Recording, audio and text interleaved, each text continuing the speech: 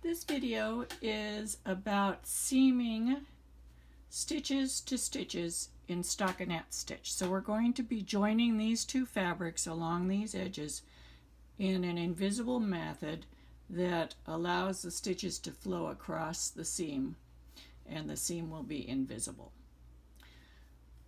So we're going to start by having the bind off edge at the top of this piece and the bind off edge at the top of this piece. I'm going to enlarge this so you can see it better. So here's the bind off edge. You can see it makes this chain across the edge, whereas the cast on edge does not make a chain. It just has these single row of loops going across. So we want bind off to bind off or cast on to cast on. It works either way. And we're going to seam from the right to the left. So we're going to start over here. I'm using a tapestry needle. This is size 18, 2-inch, and comparing it to a size that you use that you get in most of your knitting kits, you can see it's much smaller. I like it. It distorts the fabric less. It has a nice big eye so that you can get the yarn through it. I'm using a contrast color yarn so that we can see what's happening in this seam. So we're going to start out. First, we need to identify the stitches because we're going to be seaming stitches to stitches. On this piece, since the bind off edge is here, the stitches are pointing down, correct? So the V's that make the stitches are right here below the bind off. They're upside down. Can you see the V's? Here's the center of a V, center of a V, center of a V. On this side, since the bind off edge is up here, the V's are right side up. Here's a V, here's a V. Here's the center of the V, center of the V. We're going to be using the centers of the V's for seaming. So it's a good idea to be able to see them. We'll start over here on the edge. We're just going to go under the very last leg on the edge over here to start. And we'll go under the last leg here. Now when you're seaming stitches to stitches, you're always going to be off by half a stitch. It is not going to match up perfectly on the edge. So you just need to be aware of that. It's unavoidable. So now we're going to start. We identified this is the center of a V, this is the center of the next V. See the upside down V? There's the center. We're going to go down in the same spot where we came up before. We're going to go under these two legs and come up in the center of the upside down V. And you need to be very careful to not split the seaming yarn with your needle. Then we're going to come down to the bottom piece. We're going to go down into the middle of this V, which is the same place where we came up. We're going to go under two legs and come up in the center of the next V. It's already looking good. Now we're going to go up to the top piece and we're going to go down in the same spot where we came up, under these two legs, into the next upside down V, and come up here, being careful to not split the yarn. That's the most important thing. If you split your seaming yarn, the seam will not pull up and you'll have to start over. So now we're going to go down in this hole where we came up, over one stitch and up through here. We'll do this a couple more times. We're going to go down in the same hole we came up, under two legs, up in the next upside down V,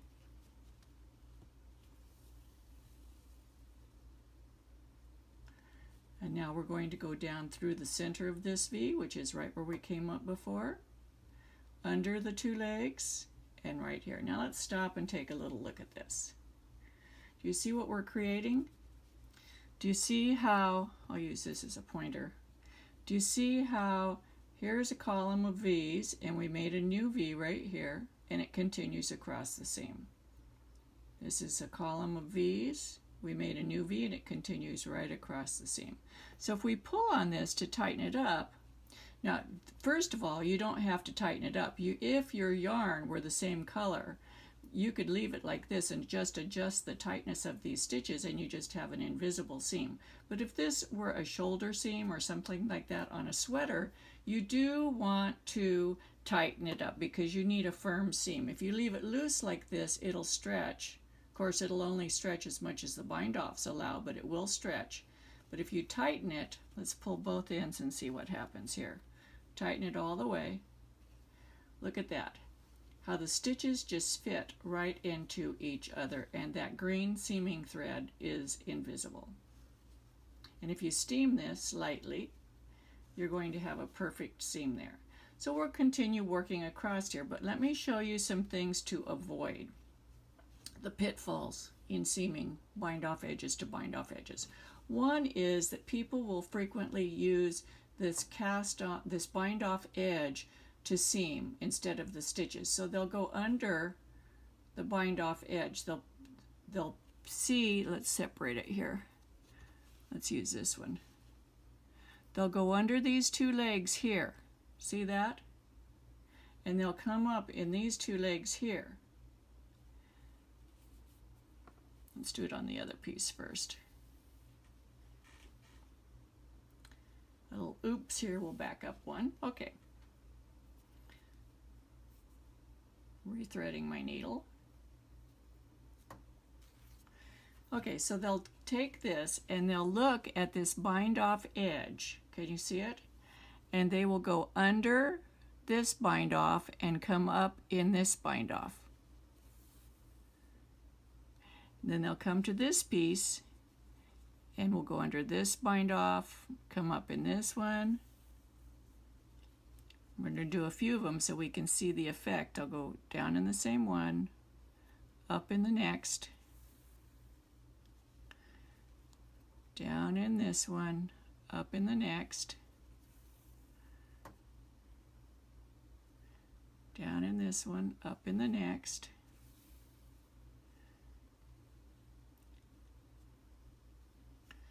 Now, let's pull this and see what happens. Now, do you see what has happened here? Do you see how we have the V's fit right into the V's here? Do you see that? Over here, we get these pinched together stitches. Can you see them? They're pinched together here, here, here, here. We call these dreaded 11s. Do you see how it's pinching the V's? Let me get this really good so you can see it because this is important. Do you see how this column of V's comes up right here?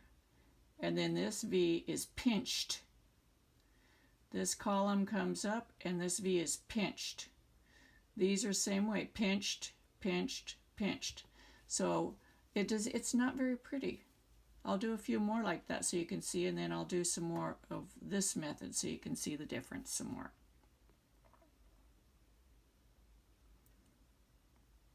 Okay, back to seaming. So we're going to do a few more using the bind-off stitches as our guide, which is what you do not want to do, because it just does not look good. It's easy, but the method that I prefer is also easy. It's not hard.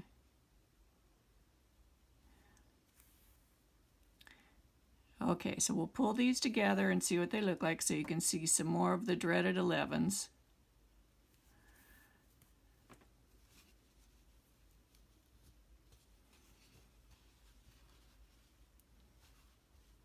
You see how it does that?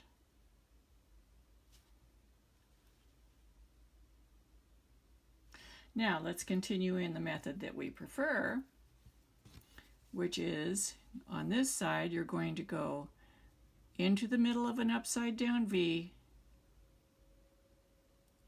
up through the next one,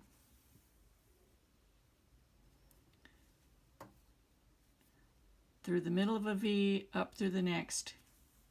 You just have to remember that on the other side you're going through the upside down V's,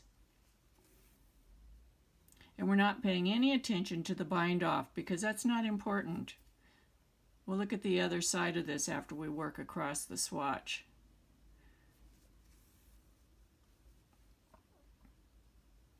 And you'll be able to see that it doesn't really make much difference. You'll get a much nicer looking seam if you do not use the bind off.